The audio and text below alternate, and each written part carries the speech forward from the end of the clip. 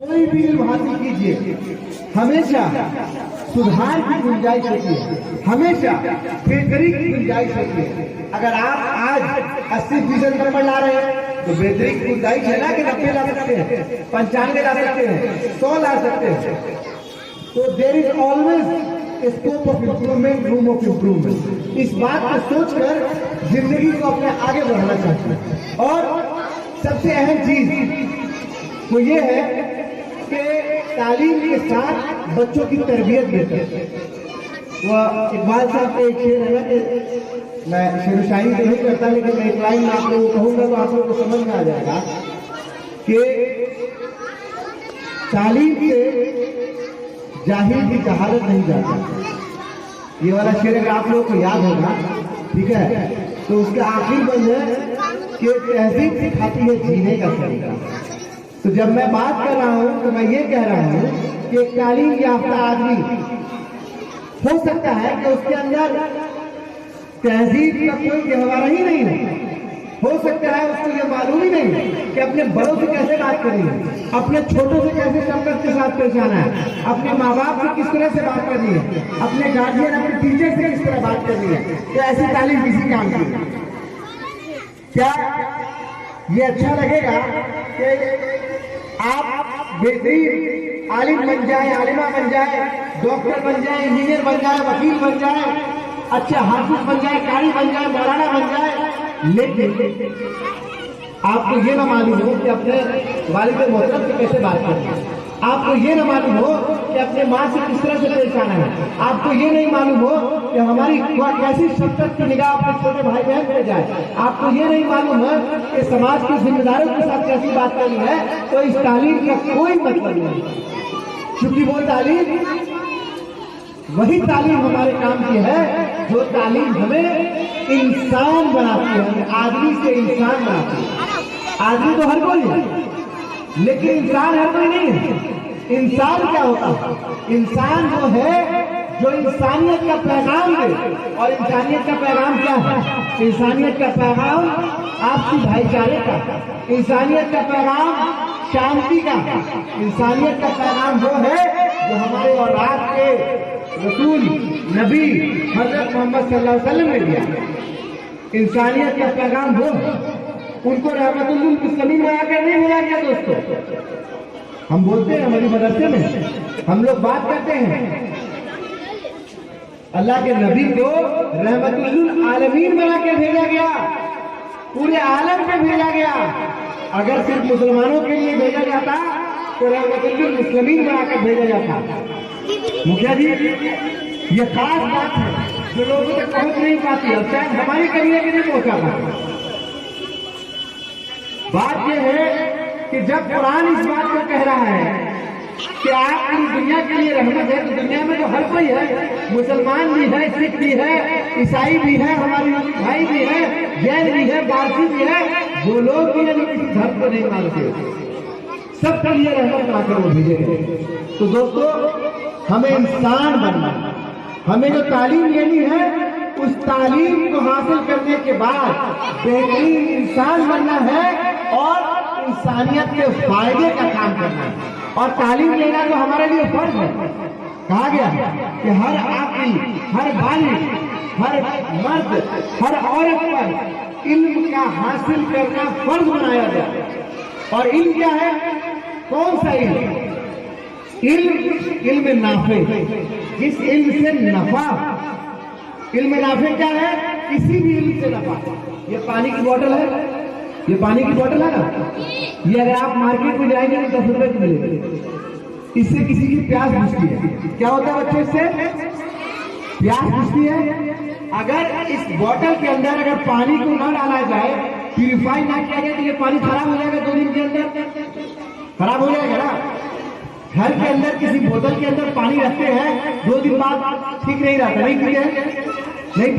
लेकिन यही पानी किसी दुकान से ले रहे हैं तो इसको 1 महीने बाद भी पीते हैं। क्यों पीते हैं? क्योंकि इसको प्रिजर्व किया गया है, इसके अंदर कुछ ऐसी चीज डाली गई है जिससे ये बोतल सही रहे। तो यही तो है इल्म। कोई ना कोई इल्म हासिल किया गया होगा जिसकी वजह से इस बोतल के अंदर पानी को सेव किया जाए, यही इल्म नाफे है। ये नफा पहुंचाने वाला इल्म है कि आप किसी पैसे की प्यास बुझा सकते हैं।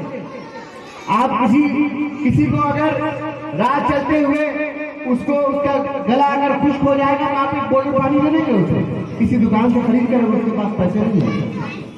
तो साथियों, हर वो इल्म हासिल करना है, और ऐसा नहीं है कि सिर्फ ये कहा गया कि सिर्फ मर्दों को हासिल करना है।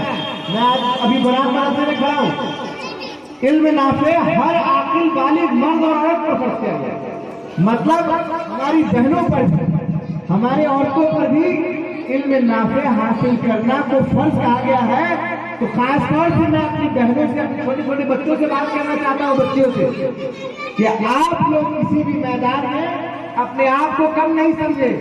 जब अल्लाह के नबी पर पहली बार वही नाजिल हुई और जब उनको कहा गया, जब वो गारे हिरा में थे, किसी पहाड़ के अंदर बैठे हुए थे, तो उन पर पहली आयत जो आई वो इक़रा बिस्मि रब्बिकल लज़ी की आयत आई। क्या हुआ इसका मतलब? इसका मतलब यह हुआ कि पढ़ो, इसका मतलब हुआ पढ़ो अपने रब के नाम से, इक़रा बिस्मि रब्बिकल लज़ी। तो जब आपको पहली आयत ही पढ़ाने की कही गई, और ये कब कहा गया? ये तब कहा गया जब हमारे और आपके नबी उम्मी थे, जिनको पढ़ना नहीं आता था, जिनको लिखना नहीं आता था। उनको कहा, अल्लाह ने उन पर वही भेजी जिब्राइल अमीन के जरिए, और उनसे कहा गया, और ऐसा भी नहीं है अगर कोई आदमी पढ़ा लिखा नहीं हो गांव समाज के अंदर, तो हम लोग उसको बोलते, बोलो ए तो बोल देगा ए, बोलेंगे बी तो बोल देगा बी, बोलने में दिक्कत नहीं है।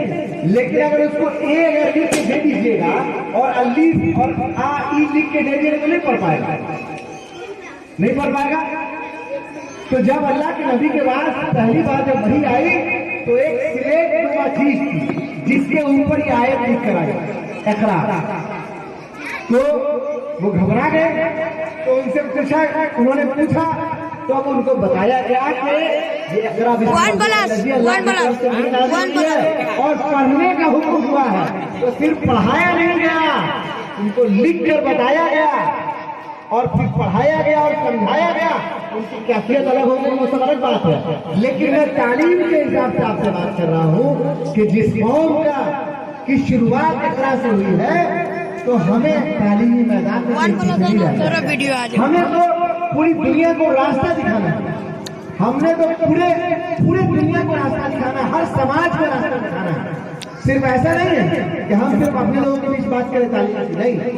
जब अल्लाह के नबी को रहमतुल आलमीन बनाकर भेजा गया, तो पूरे आलम में काम करना हमारा फर्ज है, हर इलाके में काम करना हमारा फर्ज है।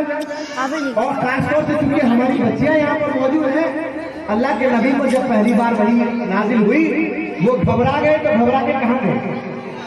कहाँ गए घबरा के? पता है आपको?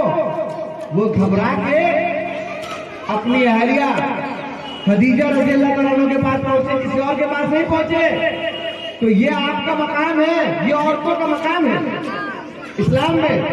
वो चाहते तो कहीं चले जाते, अपने किसी दोस्त के पास चले जाते, किसी खरका के पास चले जाते, किसी वक्त के बुजुर्ग के पास चले जाते, कहीं नहीं गए। पहली बात जो उन्होंने डिस्क्लोज की वही की, वो अपनी अहलिया से डिस्क्लोज की।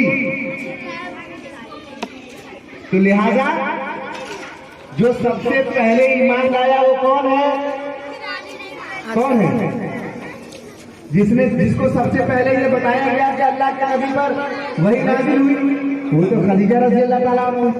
तो ये मकाम दिया गया इस्लाम में औरतों को कि अगर वही की बात नबी के बाद किसी को मालूम चली तो किसी और को नहीं, बल्कि खदीजा रज़ी अल्लाह तआला अन्हा को मालूम। और आपने देखा, आप हदीस की किताबें पढ़ते होंगे, आप देखेंगे कि ज्यादातर हदीसें हज़रत आयशा रज़ी अल्लाह तआला अन्हा से वारिद है, ज्यादातर हदीसें उन्हीं से नकल की गई है। तो मैं आपको ये बताना चाह रहा हूँ कि आज जिस दौर में लड़कियों के तालीम की बात की जा रही है और ये बताया जा रहा है कि लड़कियों को पढ़ाना जरूरी है, तो इस्लाम ने ये बात तो बहुत पहले बताया, मॉडल पेश करके दिखाया। लेकिन ये हमारी कमजोरी, ये हमारी बदनसीबी है। ये बड़ा अफसोस होता है ये कहते हुए कि हमने उस चीज को छोड़ दिया और हमने अपने बच्चों को ट्रेन नहीं किया। अभी पिछले दिनों मेरी मुलाकात हुई ऑक्सफोर्ड यूनिवर्सिटी में, बहुत सारे लोगों ने नाम सुना होगा, लंदन में ऑक्सफोर्ड यूनिवर्सिटी के अंदर एक इस्लामिक स्टडी का डिपार्टमेंट है। वहाँ के जो चेयरमैन है उनसे मुलाकात हुई एक लेक्चर में, तो उन्होंने बताया कि 3 उन्होंने एक किताब लिखी है, उस किताब के अंदर 8,000 औरतों का जिक्र किया गया, 8,000 औरतों का, और 8,000 जो पर्दे में रहकर जिन्होंने दीन का काम किया है और पूरी दुनिया को नई नई चीजें दी है। तो मेरी बहनों, मेरी बच्चियों, मैं आप लोगों से यही कहूँगा कि कभी भी आप अपने आप को कंट्रोल करें। कैमरा मैन नहीं होगा, कैमरा मैन अपने आप को कभी भी आप चाय बोलो, चाय बोलो, चाय पानी वाला चाय। आपके अंदर अल्लाह ने वो सलाहियत दी है के अंदर नहीं दी है, लेकिन अल्लाह ने मर्दों को अलग काम बताया, औरतों को अलग काम बताया। कहीं मना नहीं किया कि औरतें तालीम हासिल नहीं करें, औरतें पढ़ नहीं सकती, इल्म नाफे का काम कीजिए, किसने मना किया? बिल्कुल कर सकते हैं। आप डॉक्टर भी बन सकती हैं, आप इंजीनियर भी बन सकती हैं, आप वकील भी बन सकती हैं, आप चेयरमैन भी बन सकते हैं, आप आलिमा भी बन सकते हैं, आप वफा का भी काम कर सकती हैं, कहीं मनाही नहीं। लेकिन जो हदूद बताई गई है उस हदूद के अंदर आपको करना है। तो मैं आज आप लोगों से यही बात कहूँगा, और खास तौर से जो टीचर है आपको मौजूद है,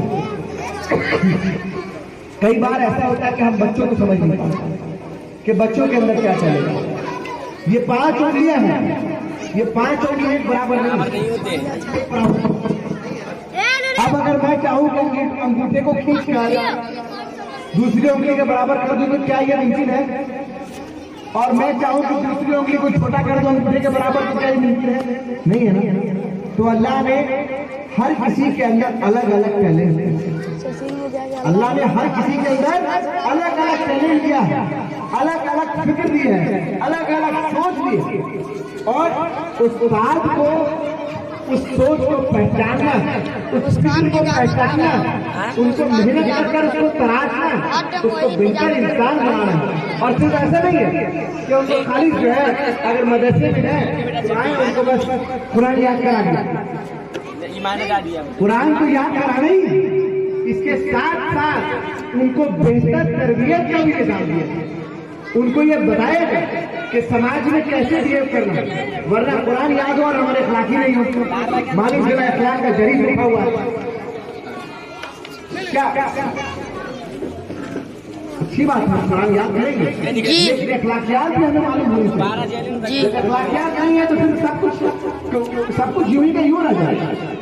हमें मालूम होना चाहिए कि बड़ों से कैसे बात करनी है, बड़ों से कैसे शरीयत दिखाना है।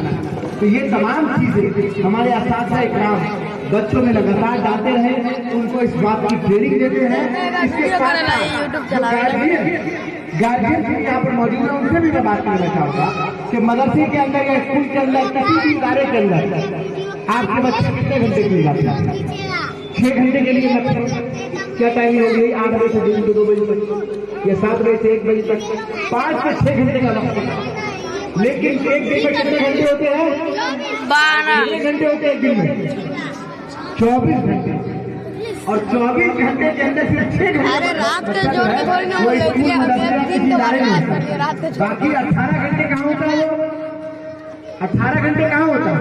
माँ बाप की कस्टडी में, रिश्तेदारों की कस्टडी में, अपने घर पर या घर के अतराफ में। तो क्या घर वालों की जिम्मेदारी नहीं बनती है क्या? तो जितनी जिम्मेदारी उस्ताद की बनती है उतनी ही जिम्मेदारी घर वालों की भी बनती है। अब इसके लिए जरूरी नहीं है, कई बार पेरेंट्स आते हैं, माँ बाप आते हैं और हमसे कहते हैं प्रोग्राम में गया, अरे हम तो जाहिर कुछ नहीं आता।